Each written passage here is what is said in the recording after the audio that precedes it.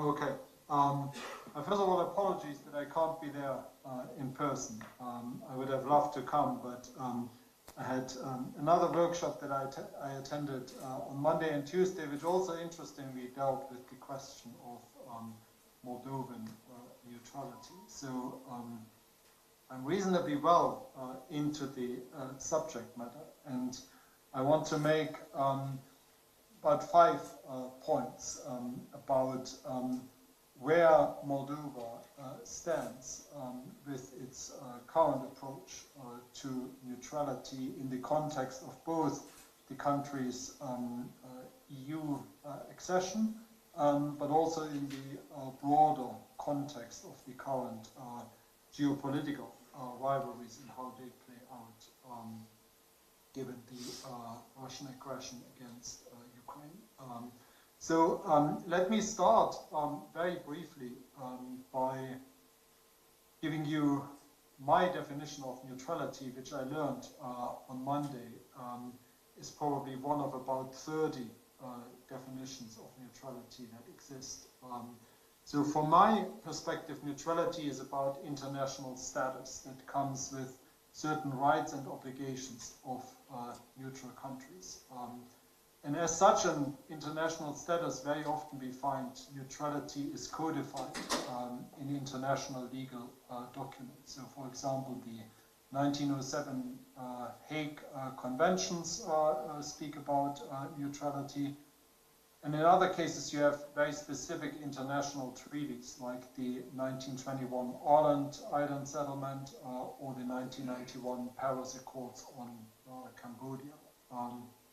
So in that sense, what neutrality really is both it's declarative, so a country needs to declare itself neutral, but then that works obviously much better if this neutrality as declared is also recognized by other states, and that's why you then often have references to other international legal documents.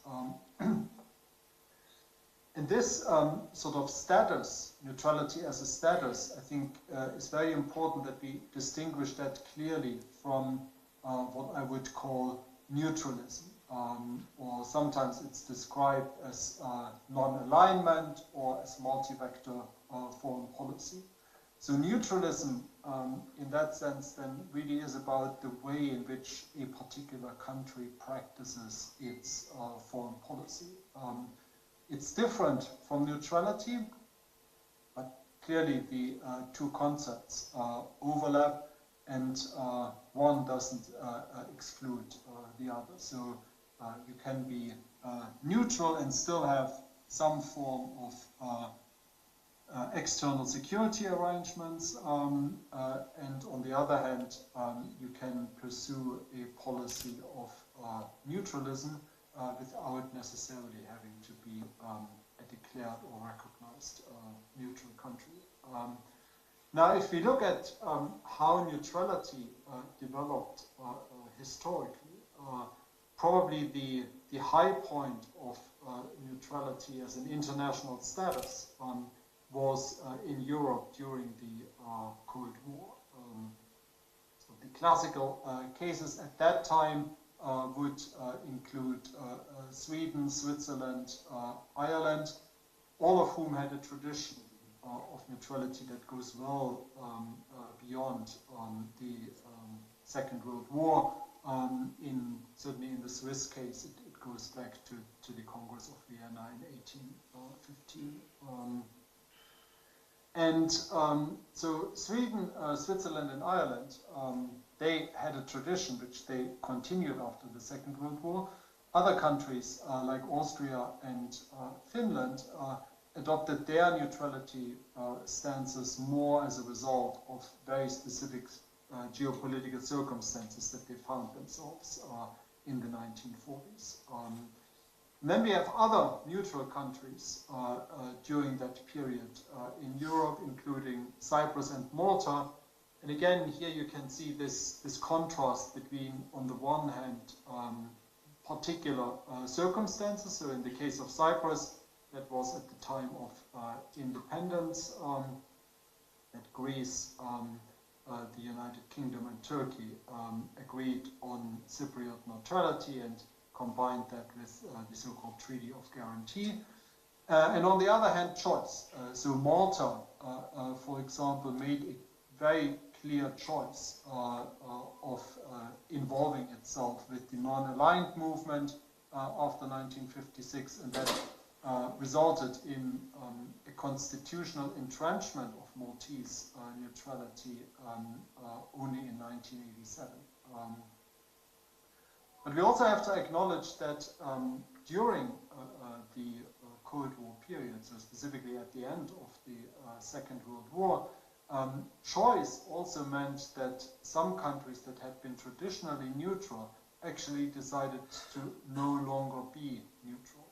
So Belgium, the Netherlands, Denmark, and Norway, they all decided to abandon their pre-1939 neutrality and join the NATO alliance, precisely because their neutrality had not been respected during the Second World War. So in that sense, the idea that neutrality actually would be an effective guarantee of small states' security clearly was proven wrong. And certainly in the case of Belgium, that happened a second time during the Second World War.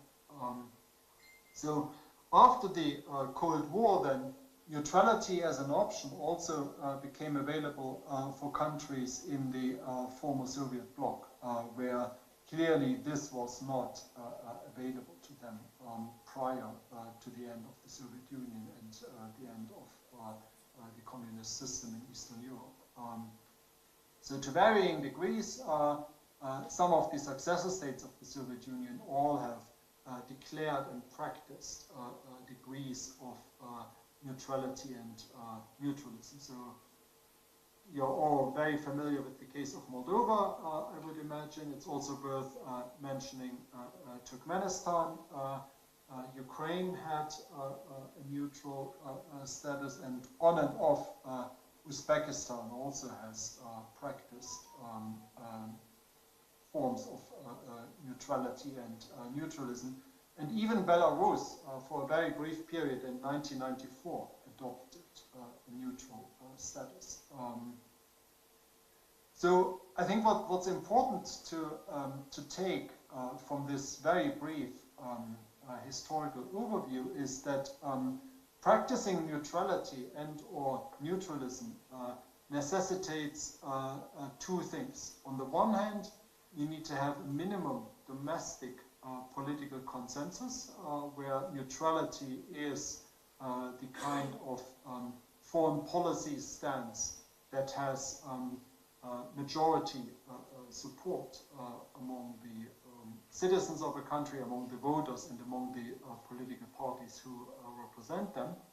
And then on the other hand, you also need to have a permissive international environment in which neutrality is both possible and sustainable, so that it actually can provide the kind of security guarantees that in particular small states seek when they declare themselves neutral and try to get external guarantees for their neutral status. So what that means then is that if we look at Moldova right now in the context of EU membership or beginning accession negotiations at some point, again there are these two things to consider. On the one hand is the domestic consensus, and on the other hand you have the question about to what extent might neutrality actually be compatible or not compatible with EU membership. And let me start with the second part here, because that's in a way slightly easier than the first part. So when it comes to the alliance arrangements, if you want, the accession to the European Union, the need to be able to fulfill the obligations of EU membership, including what is in the Treaty of Lisbon of 2007. And here it's particular Article 42.7 that I want to draw your attention to. That article deals with the security and defense policy of the European Union, and the article states that if a member state is the victim of armed aggression on its territory, the other member states shall have towards it an obligation of aid and assistance by all the means in their power in accordance with Article 51 of the UN Charter. Now, in a way you could say this is probably an even stronger security guarantee than Article 5 of NATO, which leaves it a little bit open what kind of assistance should be given. So on the face of it, you could argue that, well, clearly you can't be neutral and a member of the European Union that actually then complies with the Lisbon Treaty. But interestingly, there is another sentence in Article 42.7, which states that this, so the assistance clause, if you want, shall not prejudice the specific character of the security and defense policy of certain member states. And this is, if you want, sort of the get-out clause for neutral countries that are members of the European Union right now, that they can retain their neutrality status and at the same time not fall foul of the Lisbon Treaty. And that certainly has worked for Ireland and Austria, and until very recently when they changed their approach to this, also to Finland and Sweden. So in that sense, I think the first important thing to take away is that joining the European Union does not mean that Moldova has to give up its status as a neutral country. But then there is, of course, the second issue, which is, well, where is the domestic consensus? So is there a domestic consensus on retaining neutrality in Moldova, or to give it up and maybe also aspire to NATO membership? And I think here we have to come back and also consider, well, what does it actually mean in terms of the permissive international environment in which neutrality would be feasible and sustainable? And I mean, clearly, the neighborhood in which Moldova finds itself, the Russian aggression against Ukraine, that does not suggest that there really is an external security value in the idea of neutrality. So I personally would find it very hard to believe that Moldova's neutrality would be respected by Russia if it actually fit into Russia's war plans to invade Moldova. There's also, of course, the matter of the Russian troop presence in the Transnistrian region of Moldova, and I'm not talking here about the so-called peacekeeping force, but whatever the remaining elements of the former 14th Soviet army are. That in itself is, I think, a violation of Moldova's declared neutrality. And Russia had been repeatedly asked, both by Moldova, by other members of the OSCE, there are the 1999 Istanbul commitments, to withdraw these troops, to remove the ammunition that is still stored on Moldovan soil.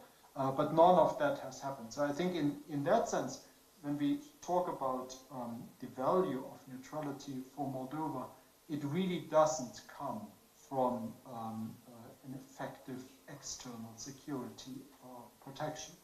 So then you might ask, well, why keep neutrality? Why even worry about it in the context of either the Lisbon Treaty or potentially NATO membership. And here I think it is the question of where is the domestic consensus on that. Now, I do not in any way want to claim here that I'm an expert on Moldovan politics. I follow it, I look at opinion polls. I think all the opinion polls that I've seen, both from the Institute of Public Policy and also Watchdog Moldova, they all would indicate to me that there is no majority support in Moldova either for joining NATO or for giving up neutrality. And I think that, in my view, does not so much reflect a question of external security. I think it is much more fundamentally, in a way, a question about Moldovan national identity. And I think what neutrality here can provide is a basis on which a lot of the different sections of Moldovan society can actually agree. But also, neutrality in that sense would create a space in which certain tough choices do not have to be made. So the way I read some of those debates in Moldovan public discourse is not so much that it is a resistance per se against joining NATO or against joining the European Union that drives a large part of those elements of Moldovan society that would answer no or something like that in public opinion polls on NATO membership or EU membership, but rather it is their fear that this might imply no longer to have the option to retain contacts towards the East. So whether that's Russia, whether that is speaking Russian, whether that's the Orthodox Church, whether that is certain cultural traditions and practices. And I think here, for me, the real value of neutrality would be not to stand in the way of EU membership, but at the same time also not to force choices that a lot of people would feel uncomfortable with. So use neutrality from the perspective of consolidating an identity that allows Moldova to be a member of the European Union, but at the same time also caters for the broader diversity of views in Moldovan society. That, of course, then again, and this is the final point that I wanted to make, really requires a permissive international environment for this particular approach to neutrality. And I think here the question is, on the one hand, to what extent that would be respected by a country like Russia, for example, but also to what extent there would or would not be pressure from Moldova's Western partners for actually the kind of more unambiguous choice that might in the end mean that Moldova would have to give up its neutrality and would have to make a much firmer commitment, not just to the EU, but potentially also to NATO. And on that, I don't think it's exactly an optimistic note, but it is a note that sort of tries to emphasize that there is a use for neutrality, both for Moldova and in the broader context. Thank you very much. Thank you very much, Mr. Wольf, for your analysis and overview of neutral countries and your recommendation for Moldova. Thank you very much.